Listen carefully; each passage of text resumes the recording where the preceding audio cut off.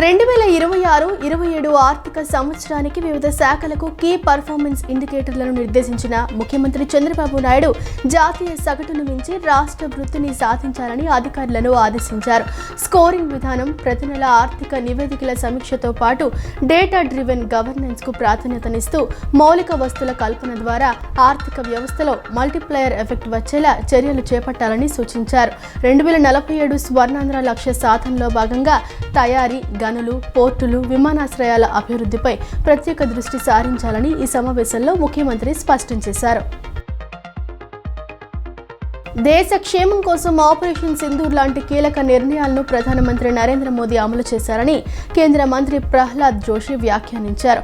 కాంగ్రెస్ హయాంలో గతంలో 6 లక్షల కోట్ల స్కామ్లు జరిగాయని, స్కేల్ ఈ రోజు ఎన్ని సమస్యలు ఉన్నా అత్యంత వేగంగా ఆర్థిక ఎదుగుదల సాధిస్తున్న దేశం మనదని చెప్పుకొచ్చారు. సగం రోజులు ఇండియాలో, మిగిలిన రోజులు విదేశాల్లో ఉండేవారే సర్కు భయపడుతున్నారని ప్రహ్లాద్ జోషి విమర్శించారు.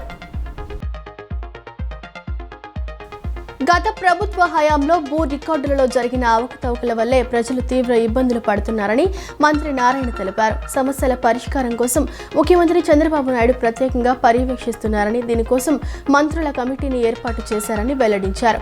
గ్రీవెన్స్ కు వచ్చిన వారికి పరిష్కార మార్గాలను సూచిస్తూ అధికారుల సమన్వయంతో సమస్యలను వేగంగా పరిష్కరిస్తున్నామని ఆయన పేర్కొన్నారు. ఈ నెల 21న అమరావతిలో జరగనున్న యోగాంధ్ర 2026 కార్యక్రమానికి రామ్దేవ్ బాబా ముఖ్య అతిథిగా హాజరవుతారని మంత్రి సత్యకుమార్ యాదవ్ తెలిపారు. ఈ కార్యక్రమ సన్నాహక ఏర్పాట్లపై నిన్న ఉన్నతాధికారులు మరియు రామ్దేవ్ బాబా ప్రతినిధులతో ప్రత్యేక సమీక్ష నిర్వహించారు. భారీ స్థాయిలో జరగనున్న ఈ యోగా కార్యక్రమం కోసం విజయవాడ వెస్ట్ బైపాస్ వద్ద తగిన భద్రత, ట్రాఫిక్ క్రమబద్ధీకరణపై నేషనల్ హైవే అధికారులతో సంప్రదింపులు జరుపుతున్నారు. ప్రజాస్వామ్య వ్యవస్థ పటిష్టతకు దోషరహిత ఓటర్ల జాబితా కీలకమని, ఈ విషయాన్ని దృష్టిలో ఉంచుకొని అధికారులు, సిబ్బంది ఓటర్ల జాబితా ప్రత్యేక సమగ్ర సవరణ విధులను నిర్వర్తించాలని జిల్లా కలెక్టర్ డాక్టర్ జి లక్ష్మీస సూచించారు. అధికారులు, క్షేత్రస్థాయి సిబ్బంది ప్రతి దశలోనూ అప్రమత్తంగా ఉండాలని, ఎక్కడా ఎలాంటి పొరపాట్లకు తావు లేకుండా విధులు నిర్వర్తించాలని ఆదేశించారు. తోతాపురి మామిడి రైతులను తప్పుదోవ పట్టిస్తూ వైసీపీ అనుబంధ సోషల్ మీడియా వర్గాలు, కొందరు రాజకీయ ప్రేరేపిత వ్యక్తులు చేస్తున్న విష ప్రచారాలపై రాష్ట్ర వ్యవసాయ శాఖ మంత్రి అచ్చెన్నాయుడు తీవ్ర ఆగ్రహం వ్యక్తం చేశారు. ఆధారాలు లేకుండా అబద్ధాలు సృష్టించి వాట్సాప్ గ్రూపుల్లో, సోషల్ మీడియాలో వైరల్ చేస్తే సహించేది లేదన్నారు. మామిడి రైతులు ఎవరూ తప్పుడు ప్రచారాలను నమ్మవద్దని, ఏ సమస్య ఉన్నా ప్రభుత్వం దృష్టికి తీసుకురావాలని మంత్రి అచ్చెన్నాయుడు విజ్ఞప్తి చేశారు. కేంద్రంలో మోదీ ప్రభుత్వం అధికారంలోకి వచ్చిన తర్వాత పెట్రోల్, డీజిల్, గ్యాస్ ధరలు 50% పెరిగాయని సిపిఐ న్యూ డెమోక్రసీ రాష్ట్ర నాయకులు ఎం రామకృష్ణ ఆరోపించారు. అమెరికా, ఇరాన్ యుద్ధం సాకుతో 5 సార్లు ధరలు పెంచారని, ఈ పెంపు సామాన్య ప్రజలపై, అసంఘటిత రంగ కార్మికులపై తీవ్ర ప్రభావం చూపుతోందని మండిపడ్డారు. ప్రజల శ్రేయస్సు, రాష్ట్ర అభివృద్ధి సీఎం చంద్రబాబు నాయకత్వంలోని కూటమి ప్రభుత్వ లక్ష్యమని గుడివాడ ఎమ్మెల్యే వెనిగండ్ల రాము ఉద్ఘాటించారు. గుడివాడ మార్కెట్ సెంటర్లో ఆక్రమణలు తొలగించాలంటూ అధికారులు నోటీసులు ఇచ్చారని, తమకు సహాయం చేయాలని స్థానికులు ఫిర్యాదు చేశారు. దీనిపై అధికారులతో కలిసి క్షేత్రస్థాయిలో పరిశీలించిన అనంతరం ఇబ్బందులు లేకుండా చర్యలు తీసుకుంటామని, వారికి సహాయం చేస్తామని భరోసా ఇచ్చారు. రాజధాని ప్రాంత అభివృద్ధి ప్రాధికార సంస్థ ఆధ్వర్యంలో ఉండవల్లిలో నిర్వహించిన గ్రామ సభ ఉద్రిక్తంగా సాగింది. రోడ్లు, ఇతర మౌలిక వస్తుల కల్పనకు అవసరమైన భూముల కోసం సిఆర్డీఏ ఇటీవల భూసేకరణ నోటిఫికేషన్ విడుదల చేసింది. ఈ నేపథ్యంలో ల్యాండ్ పూలింగ్కు రైతులను సామరస్యంగా ఒప్పించేందుకు, వారి అభిప్రాయాలను సేకరించేందుకు సిఆర్డీఏ కమిషనర్, ఇతర ఉన్నత అధికారులు ఈ గ్రామ సభను ఏర్పాటు చేశారు. అయితే ఈ సమావేశం ప్రారంభం నుంచే రైతుల మధ్య భిన్నాభిప్రాయాలు వ్యక్తమవడంతో వాతావరణం గందరగోళంగా మారింది. గ్రామ సభలో రైతులు 2 వర్గాలుగా విడిపోయారు. ప్రభుత్వ భూసేకరణ నిర్ణయాన్ని తీవ్రంగా వ్యతిరేకిస్తూ తమ నిరసనను వ్యక్తం చేసింది.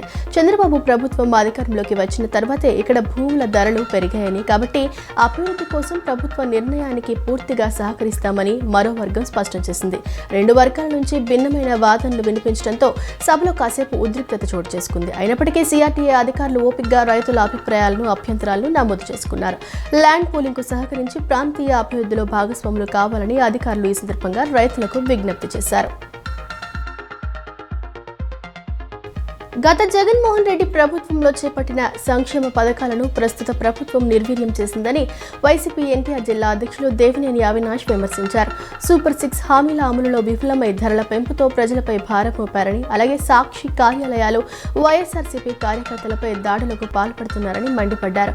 కూటమి ప్రభుత్వ వైఫల్యాలను ప్రజల్లోకి తీసుకెళ్లి జగన్ 2.0తో తమ పోరాట పటిమను చూపిస్తామని ఆయన హెచ్చరించారు.